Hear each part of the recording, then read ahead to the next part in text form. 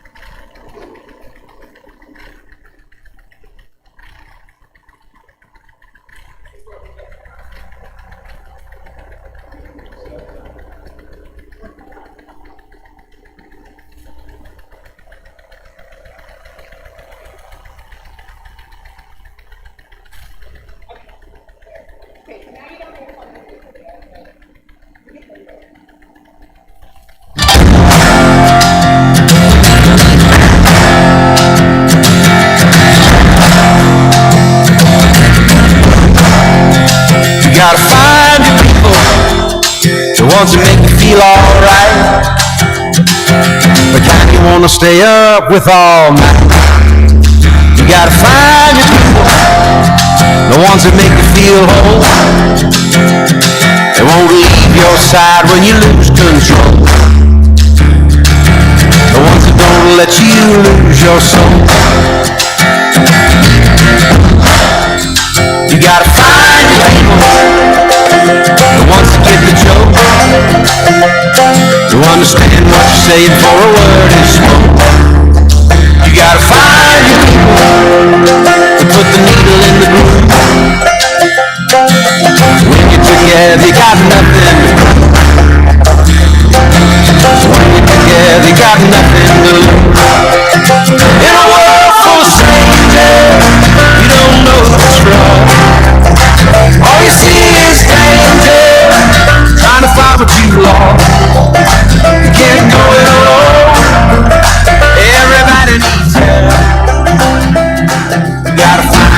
people, then you'll find yourself.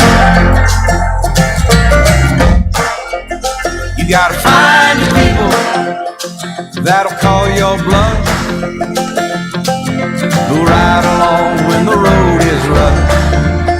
You gotta find your people, the ones that make you feel equal. They pick you up and don't put you down, help you find your way in the lost and found. In a world full of strangers, you don't know who to trust.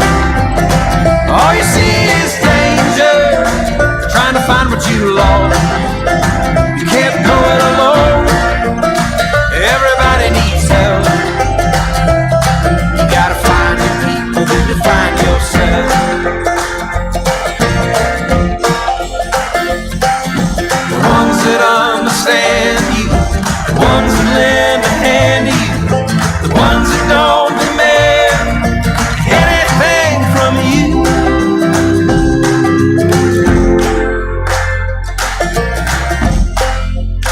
You gotta find your people, the ones that make you feel alright, that tell you the truth and wish you well. You gotta find your people, then you'll find yourself. You gotta find your people, then you'll find yourself.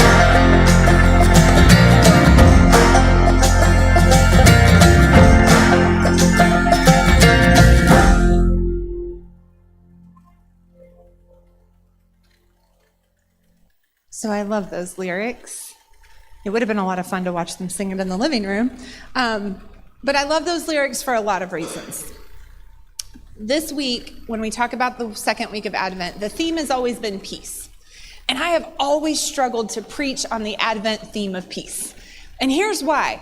I struggle because when we talk about peace from the perspective only of the nativity, right, and the birth of Jesus, if you think about a newborn baby, there's nothing peaceful about that, right? There's nothing peaceful about birth. There is nothing peaceful about sleepless nights with an infant. But I think when we really understand the concept of Advent and peace, we understand it not through the lens of Jesus as an infant. We understand it when we look at Jesus's lens as an adult, and his life and his ministry and how he lived and what he challenged us to. And so it's one of those themes I feel like we have to look at in reverse to really understand it. It's also one of the themes of Advent, the theme of Advent, that I think is most misunderstood. I think a lot of times in Christian circles, we tend to put this twist on peace that I would call toxic positivity. Anybody ever felt that? Like, oh, I have to act like I'm okay. I have to put on my happy face because I'm in church. Or I have to have it all together. Or it's Christmas time and I don't want to bum everybody out. So everybody would expect me to feel really good right now. There's nothing in scripture that says fake it till you feel it, right? But that's kind of become this reinforcement in a lot of spaces from the church, especially during the holiday season. There's not always a lot of room when we're in circumstances that don't feel very peaceful. Anybody ever been in a circumstance that doesn't feel very peaceful? Anybody in a circumstance now that doesn't feel very peaceful? And I think we feel the need to apologize for that or to dismiss that instead of recognizing that we can embrace that tension. And peace isn't just about having a happy face. Peace isn't just about circling up and holding hands and singing Kumbaya. Peace is something completely different. And I think a lot of times we don't even talk about what it really is. So I'm going to challenge us tonight to think of peace in 3 totally different ways than maybe you've ever heard at Christmas time. And we're gonna kind of process these through together. If you guys are new, we do this a lot. So I'll talk for a few minutes and then I'll give you something to talk about at your tables for a little while. And then we'll kind of talk about that and then I'll give you another thing to talk about. So here's the first way that I wanna challenge you to think about peace, okay? And it kind of comes in context with this song. I think when we look at the life of Jesus, one of the things that Jesus understood and that he reinforces every time that he teaches, every time that he loves on people, and just in the way he did his own life, is peace comes by finding your people. Peace comes from understanding that as people, we weren't created to do life alone, right? Jesus was all about relationships. Jesus was all about gathering people together and building friendships and relationships. And Jesus found his people, right? And he didn't try to do this monumental task of ministry on earth by himself. He understood that, yes, while he had divinity, he had holiness, he was part of the Trinity, he was the Son of God, he also understood he was human and he needed people. He needed people to be there, like in the Garden of Gethsemane when he was terrified and anxious and struggling. He needed people that would be an encouragement. He needed people that he didn't have to travel alone. He needed people so that he could have people to carry the load of ministry, which is why he sent people out sometimes, because he recognized, can't do it all myself. I need to equip people so that people will carry on without me, because he had this eternal view, recognizing I'm not going to be here forever, right? My time here is limited. I need to equip people and teach them how to love people so that when I'm gone, they can continue to people as a verb, right? And one of the things that I struggle with in the American church is we talk all the time about how good we are at people, right? Come, be yourself. You're welcome as you are. Come and find your tribe. But then you get here and you start to discover that your people will be your people as long as you act a certain way, or you vote a certain way, or you look a certain way, or you act a certain way, right? And we find that there's all these conditions on things. But one of the things I love so much about that song, and one of the reasons that it reminds me so much of the ministry of Jesus, is because that line that he repeats over and over where he says, when you find your people, you find yourself. There's something really true to that, right? There's something really true that says, my identity doesn't depend upon you, but there's something really special when I find people and I don't have to change my identity in their presence. Do you see that?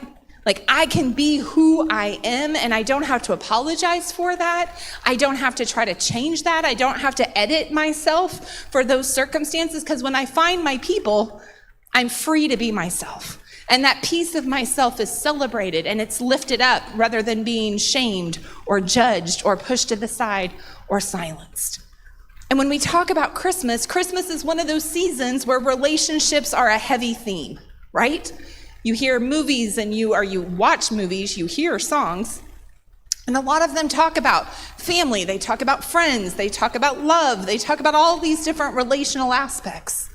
And so when we talk about what does that look like to have peace at Advent, I think it's a challenge to us to also take a moment and take an inventory of who are the people in my life that bring peace, that allow me to feel at peace with myself, that allow me to wrestle in that space. Like, when I find my people, right, we can sit down and we can debate about stuff. We can talk about stuff. We don't have to agree on stuff. And I'm safe in that space that we can wrestle and we can question and we make each other better in that space. And so I want you to take just a couple of minutes at your table, and I want you to talk about, have you found your people?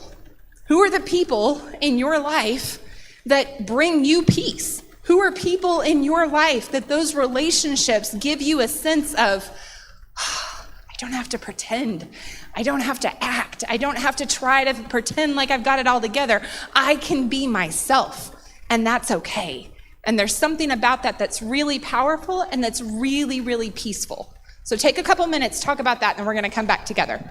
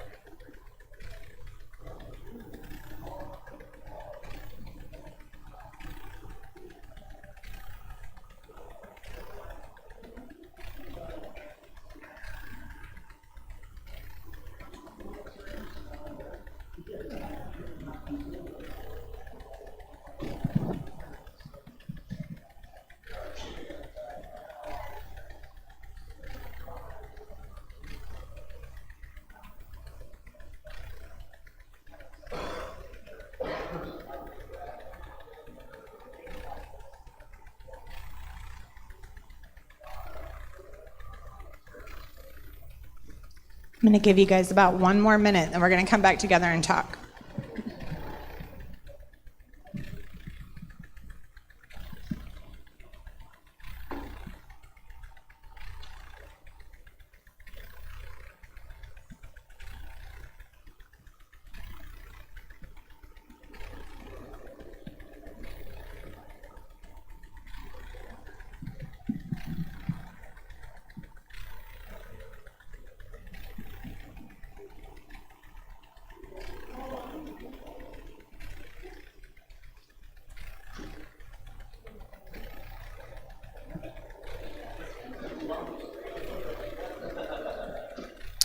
All right, guys. So talk to me a little bit about your processing of this concept of finding peace in finding our people. How did that hit you guys? Any table want to start? I'm going to pick on the most talkative table.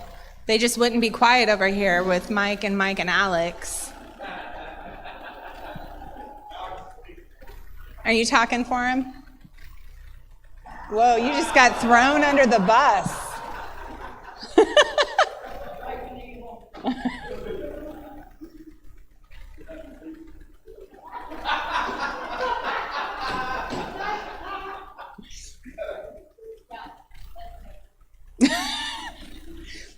When you find your people, you don't need a lot of words, huh?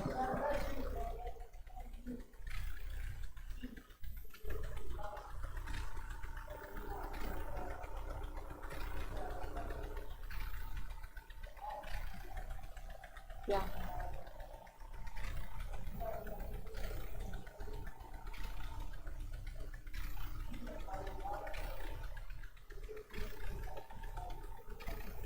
Yeah.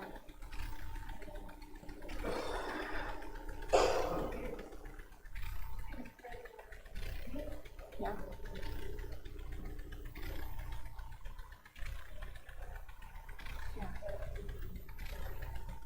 Hmm. Yeah.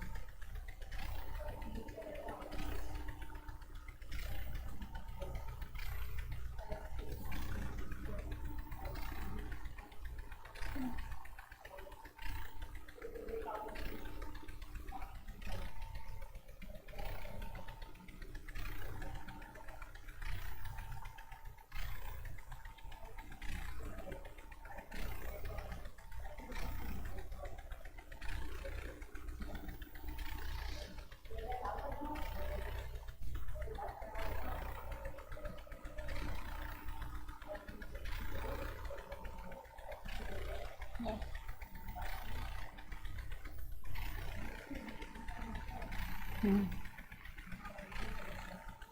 Yeah.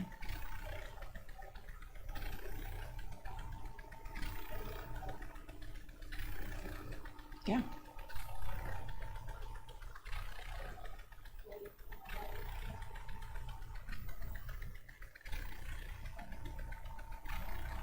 Yeah.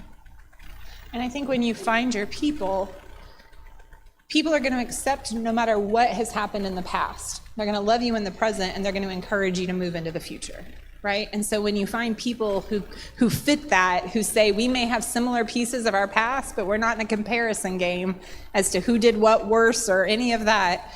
We're here now. We're going to cheer each other on now. We're going to support each other now, and we're going to stay connected. And you've got a cheerleader for life, no matter what the future brings. I think that's important for us to name. So.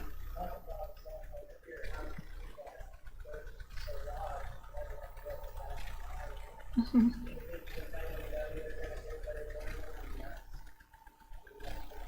Mm-hmm.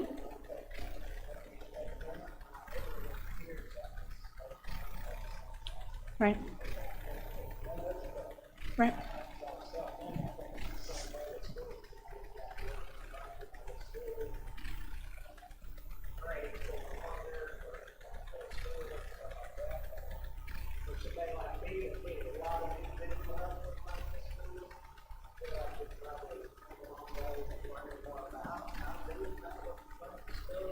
Yeah. Yeah. Well, and I think you touch on something really important, Jack, that we can be around people all day, and that still doesn't mean we found our people, right? Like, just because you're surrounded by people doesn't mean you have people. Having people requires honesty. Having people requires giving people permission to call you out. Like that song said, people that'll call my bluff. Do you have truth tellers in your life that'll say, hey, I'm worried about you. Like, I haven't seen you in a while. You're looking really upset. Can we talk about it? Let's go get coffee, right? That's knowing you found your people, right? Your people are the people that are going to be there when life is great to celebrate, but they're also going to be there when the bottom falls out to love on you and to bring you chocolate and to say, what can I do to help? And having those people doesn't just mean that I'm surrounded by people. And I think that's one of the places where the church today gets it really wrong. Because sometimes we feel like we've got so many people because we go to a church of hundreds of people, right? But if those hundreds of people, you're not talking to any of them, we're not connected as people. And that's a big difference.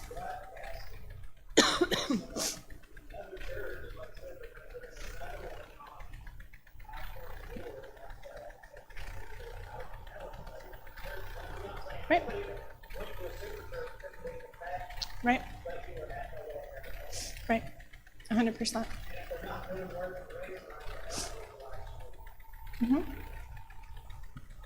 Yeah. Well, and keep in mind, causes are made up of people, right? So if we're just writing checks, we're not actually getting to know people, and that doesn't help us find our people either. And so I think that's important. What about you guys? What did you talk about? Marcus, you just got pointed out.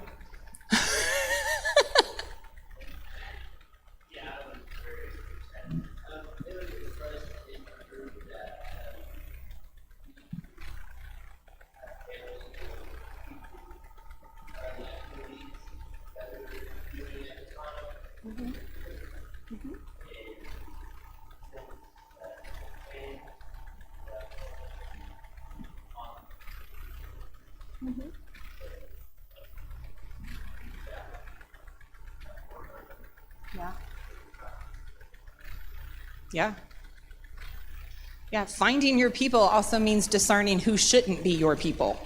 And sometimes that's harder work than finding your people, because sometimes that does require hard choices and boundaries. And then you're able to say, okay, now who can I let into my circle that's in a good, healthy space? Yeah. How about you guys?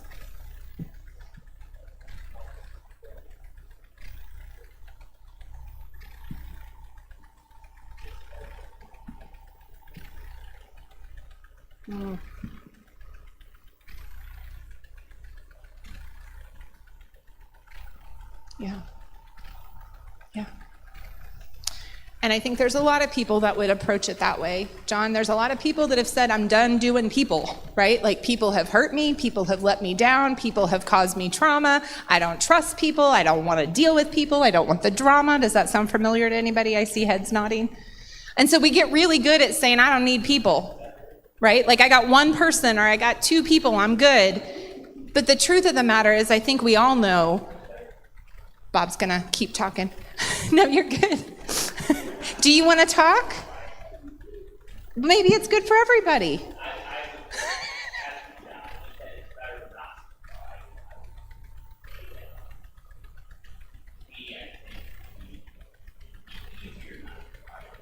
Yeah?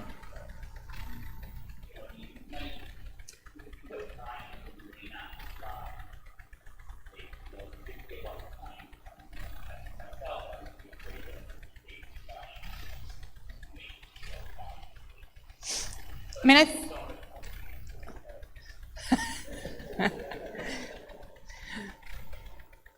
so I think, here's where I'm going to bridge you. Okay, you ready?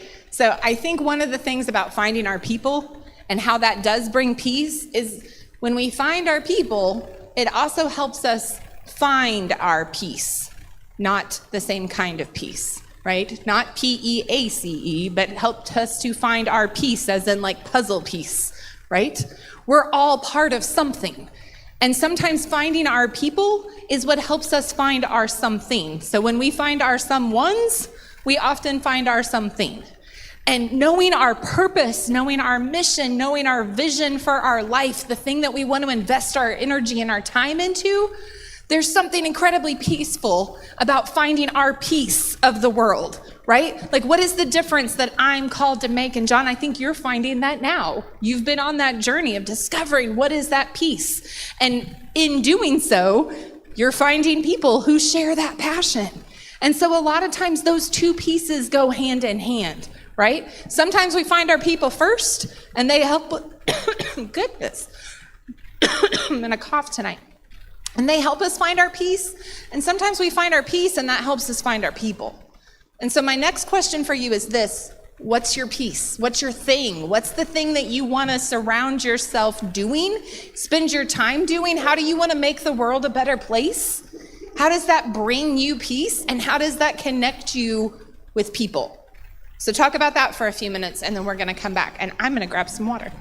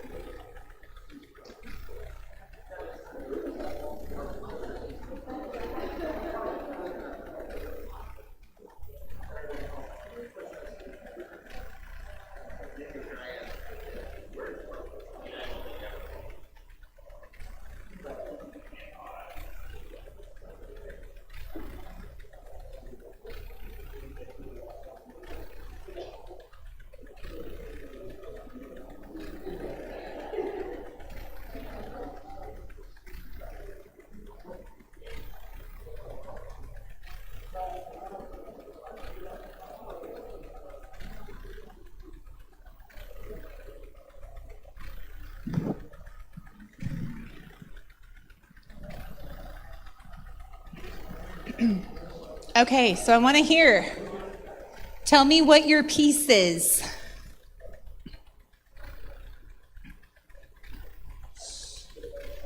Mike Garris, what's your piece?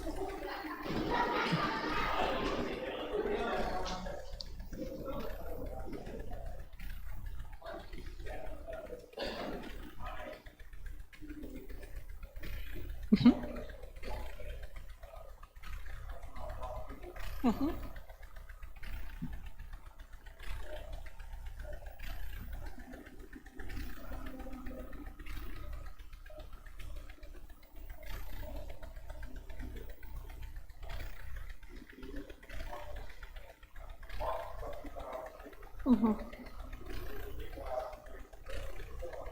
Yeah.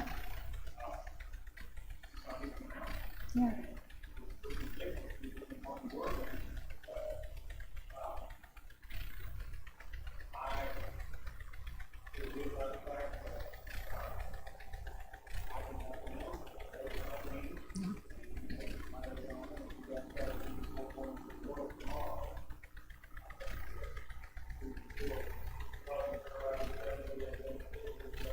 Yeah. Yeah.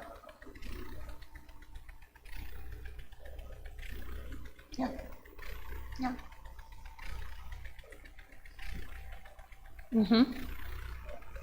Yeah. How about you, Cindy? What's your piece?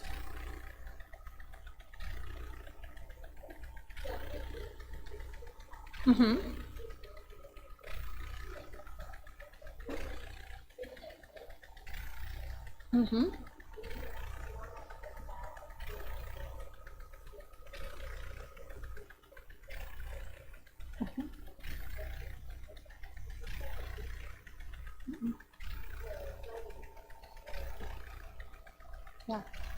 So put a pin in that because we're going to come back to that in just a minute. How about you guys over here? Sarah.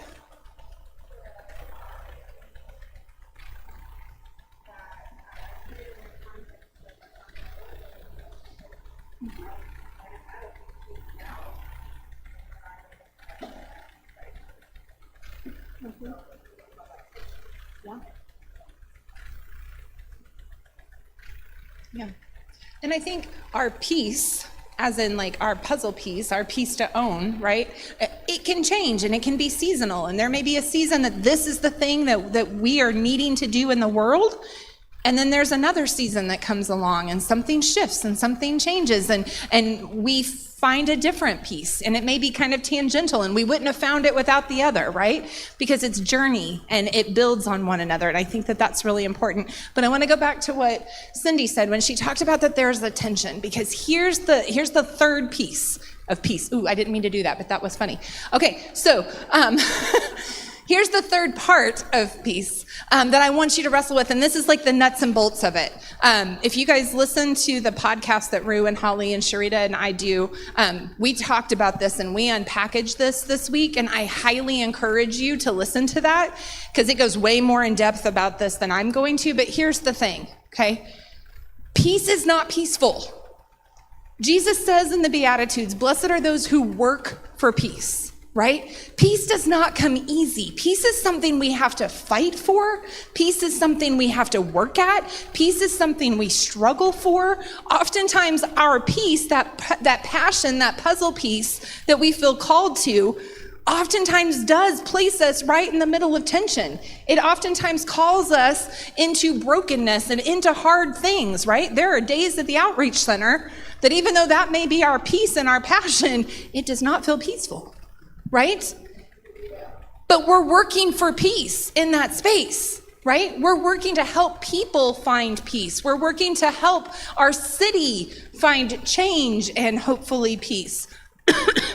And so I think it's really critical because, again, toxic positivity, this beautiful nothing ever gets, ruffled or rippled, and good Christians don't make waves, right? That kind of mentality, that is not what Jesus preached. Jesus said, blessed are those who work for peace. You got to figure out what is your peace to fight for, and then you've got to work to bring that peace around in this world, which means you have to work against tension. You have to exist in spaces that are sometimes going to be hard. But part of doing that and staying grounded in that is having your people and knowing you've got safe spaces to come to and places to process what you experienced and being able to anchor in that. When we talk about, when we talk about blessed are the peacemakers, right? The peacemakers are not people sitting around just like doing yoga and meditating and just being tranquil, right? When Jesus says, blessed are the peacemakers, Jesus means blessed are the rebel rousers. Blessed are those that are advocating. Blessed are those that are asking hard questions. Blessed are those who are out in the cold, making sure that people have what they need so that they feel at peace tonight. Blessed are those who are willing to get their hands and their feet dirty to help make sure that somebody else's life quality is a little bit better. Blessed are those who are willing to raise hard questions and show up in unfriendly spaces to make people realize that we can't just ignore needs and brokenness in the world around us. I believe with everything that is in me, when Jesus said, blessed are the peacemakers, that's what he meant. Blessed are those who are willing to flip tables in the name of love, in the name of justice, in the name of mercy, in the name of grace. And in flipping tables, we're not doing it because we're angry. We're not doing it because we're mad. We're doing it because we believe that that table is excluding someone and we deserve to build a better table. And we flip that table and we say, let's replace that table with something more just. Let's replace that table with something that has room for more people. Let's replace that table with something that improves not just your quality of life, but the quality of life for other people who need a table to be welcome to. And so when we talk about pushing back against the church, we don't push back against that way that church is often done in America out of anger or hatred or malice or spite. We push back out of deep, deep love that there is a better way to do this. There's a better way to build community. There's a better way to build relationships. There's a better way to make people feel seen and heard and valued and connected, and to help people find their piece, puzzle piece, and to help equip them and develop them and support them to feel like they can go out and do that. And it's not a competitive thing. Why is that the way that it's often viewed in the church? Well, you don't need to do that. So-and-so is already doing that. Guess what? There's a lot of need in our city. More than one person can do that. And so when we talk about being peacemakers, and especially this holiday season, so often in our culture, peace is presented really, really performatively, right? Like you've got to feel peaceful. You've got to project peace. You got to look like you're peaceful. You know what? For me, sometimes peace looks like I'm angry. Sometimes peace looks like I'm really sad. Sometimes peace looks like I'm not okay with the current situation. And because I'm not okay with it, I'm going to work to change it. And as I work to change it, I surround myself with people. And as I work to change it, I'm owning that peace. And I'm finding my peace, right, in the work that I'm doing. But I want to push back and I want to challenge you this holiday season, that this week of Advent, this theme of peace, this is not a call to just tranquility and finding a calm, peaceful place in the world to hide out so that you're not bothered by all the stress and the drama and the brokenness in the world. That's not what it's all about, to find your peace this holiday season. Finding your peace this holiday season says, what do I bring to the table? What can I do? How do I use my gifts and my talents and my past experiences? How do I get involved? How do I make a difference? How do I find people to support me? And how do we work to make this world a better place? So I want you to take a few minutes and I want you to process that call, that total context shift of peace from being this calm, serene thing to being this act of, I'm not going to just retreat into calm peacefulness until there is peace, not just for me, but for other people. That like part of my call as a Christian is to make peace and be a peacemaker, not for Christy and my quality of life, but to help make other people's life better and more peaceful as they go. So talk about that for a few minutes. We're going to come back together one last time before we call it a night.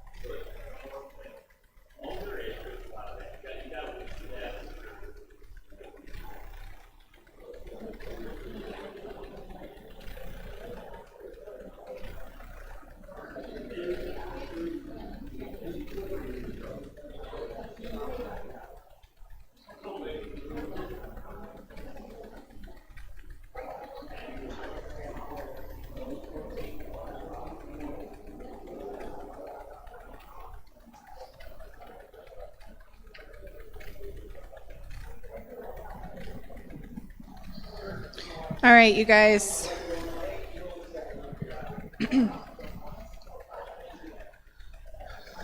So I'm going to pull you out of conversation for the last time. We're going to talk for a few more minutes, and then you guys can talk as long as you want tonight.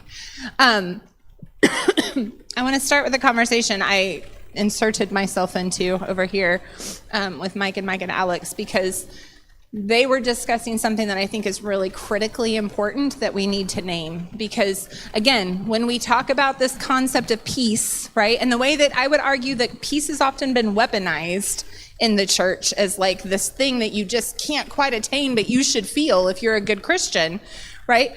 It also, we need to understand and be honest about the fact that we all have some degree of relationship trauma in our lives, right? And even if you find your people now, these days, and you've got a great amount of people around you, that still doesn't mean that there's not triggers at the holiday. That doesn't mean that there's not songs that come on that remind you of things that you don't have anymore, or it doesn't remind you of relationships that you're not engaged in anymore. It doesn't mean that just because you found people, that you don't still miss people, or you don't still wrestle with boundaries you've had to draw to protect yourself and your choices and your peace in this season. And I know that for a lot of us, that comes and it is hard and it is difficult, but I also know that a lot of us, the person we struggle the most to find peace with a lot of times when it comes to relationships is ourselves.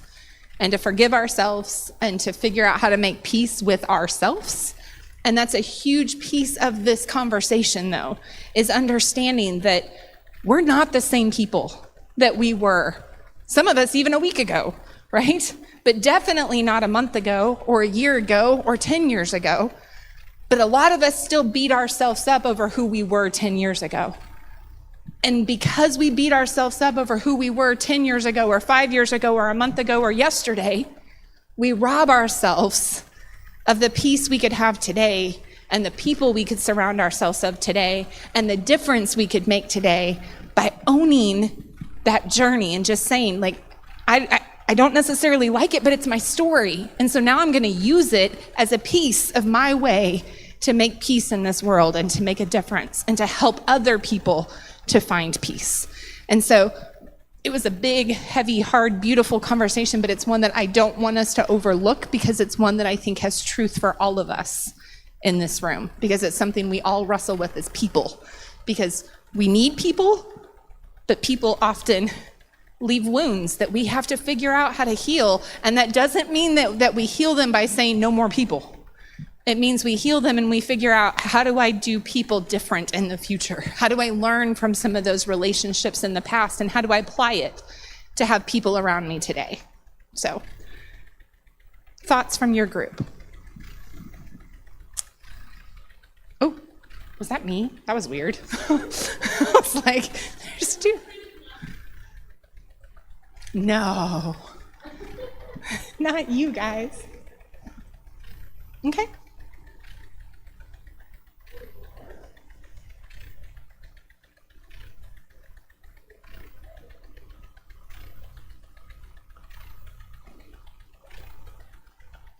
Yeah.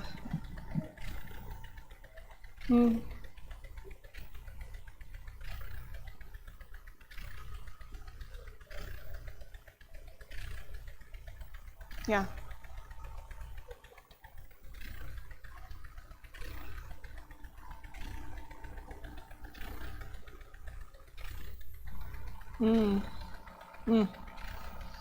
Which I think goes back to what we were saying, right? Sometimes recognizing that you have the ability to be a peacemaker means you have to be at peace with your ability to do that. Like, I have to be at peace with my story so that I feel like I can share it. I have to be at peace with my experiences so that I can speak from those experiences to challenge the status quo. And that's a hard, hard thing for us to make peace with ourselves. How about you guys? What'd you talk about?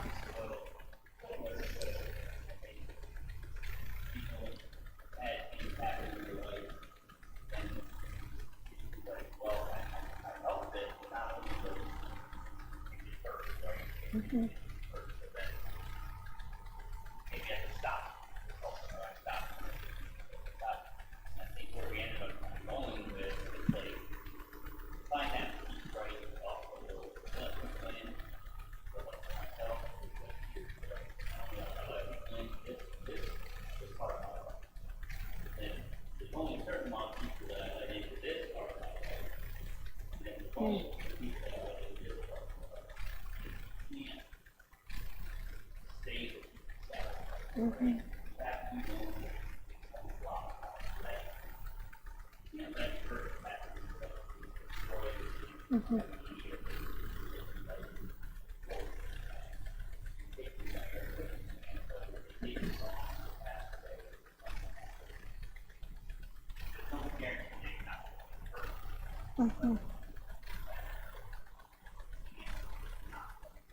Yeah.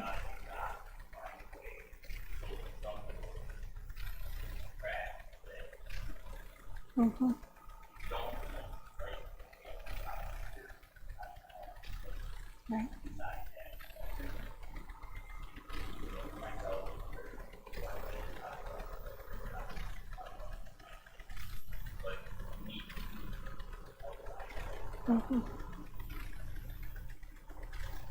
Well, and I think it's remembering that we are holistic people, right?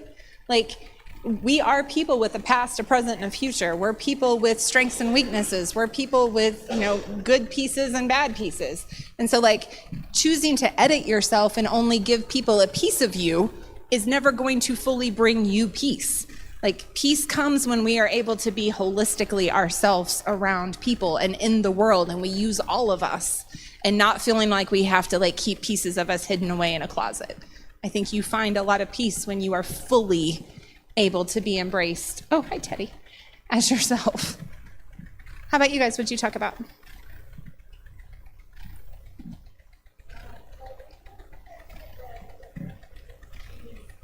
Yeah.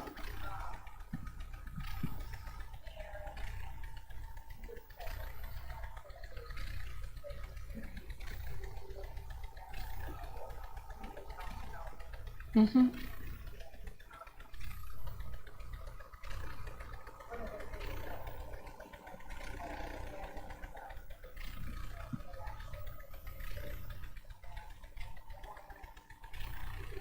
Yeah.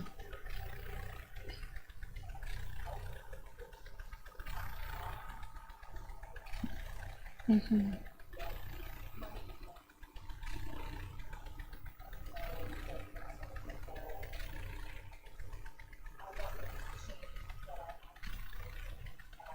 Mm-hmm. Right. Mm-hmm. Yeah.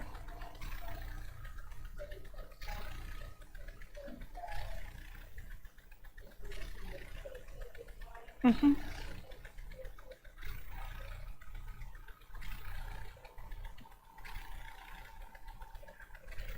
Yeah.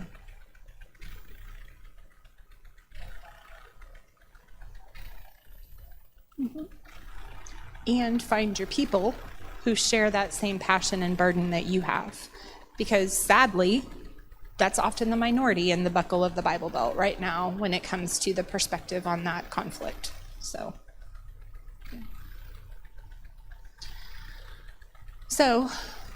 I know that sometimes when it's the holiday season, we feel like we want to leave here and be like happy and joyful and all of those things. And I do want that. But at the same time, I want you to leave here feeling seen. I want you to leave here recognizing that you have people around you who are willing to be people. And that means we all have to do that bi-directionally, right? Get to know people and let people connect with you. We all have a piece to play in this world, and we are all called to be peacemakers. So my hope and my heart for you is that you feel a little bit challenged, you feel a little bit encouraged, you feel a little bit energized to invest some energy and some time, because that's the whole thing about peace, is it's not passive.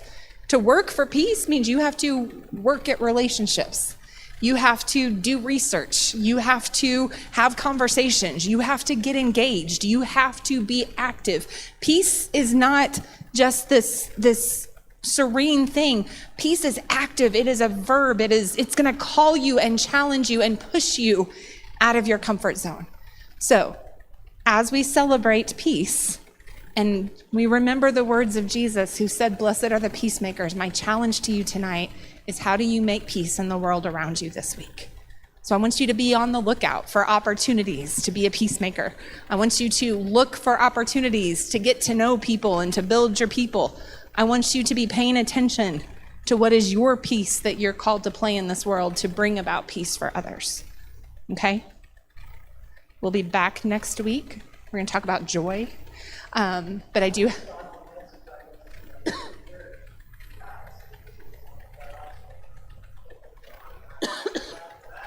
Mm-hmm.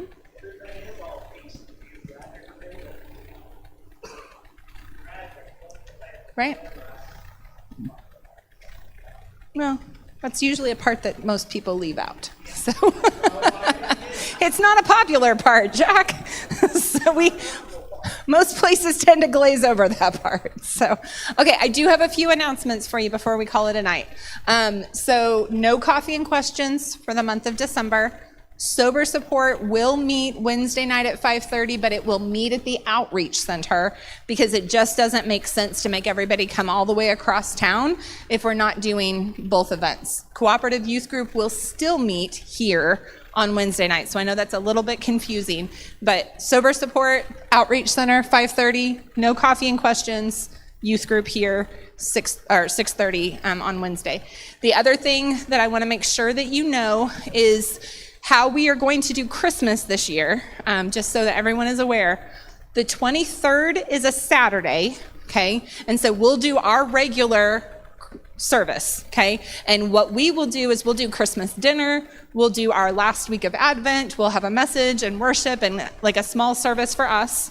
But then the next night, which is the 24th, we're going to merge with St. John's, and we're going to do a traditional candlelight Christmas Eve service. If you would like to come, we'll make sure you have transportation if you don't, but it will be the more traditional reading scripture, Christmas hymns, sing-along, candles, that kind of thing. So that's going to be at 7 o'clock on Christmas Eve here. Then the following Saturday, we are not going to stream a service, and we're going to do one of our TCG family meetings and follow it with a game night and just kind of a cool time to look forward to next year all together. So we're just going to kind of have a cool time of connection for all of us, and kind of a fun night to celebrate the end of the year. So any questions? I know our schedule's a little wonky, so I just want to make sure we're all on the same page. Cool. Okay. Feel free to hang around for a little while. Feel free to keep talking, get coffee, all the things. I love you guys. See you soon.